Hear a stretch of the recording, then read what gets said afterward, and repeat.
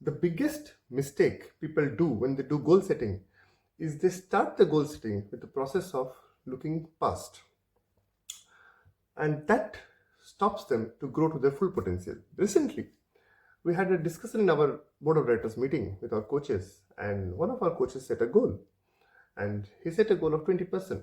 Then I said, man, on what basis did you decide a 20% goal? And he said, well, based on my track record of last year, this is how I came up to the conclusion. I said, look, the biggest thing which you're missing in this goal setting is this, that when you have accomplished certain target, now you are no more a fresher. You know certain things. So things which took you to accomplish this particular X amount of goal, now when you chase another X, it will not be that difficult because now you're at a different level. Now this was the one part of the problem. Second thing I told, the goal which you set, what will happen is it will not have inspiration for you. And because you will not have inspiration, what will happen is you will drag this goal. So he was a little intrigued and he said, then what is the right way to set goals? And I said, look, the best way the way I can help you to set the goals is first and foremost, visualize. Sit with yourself, right? What is my real worth? Let's say I'm talking about income. So in income, the first thing you should have is what is my real worth?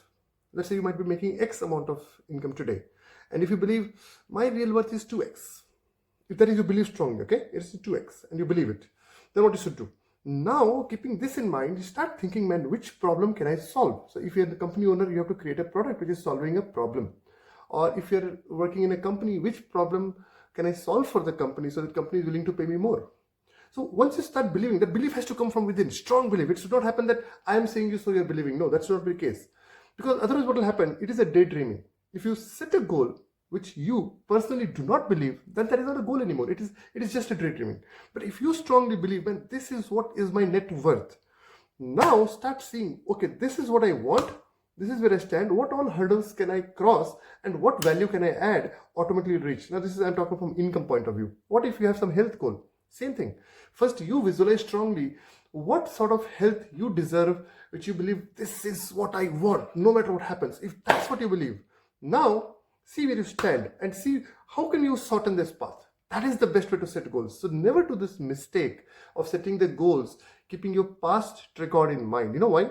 Because that will not have that inspiration. That inspiration and excitement comes when you have some audacious goal. And once you do that, now go all out. When I say all out, claim it. Talk to people.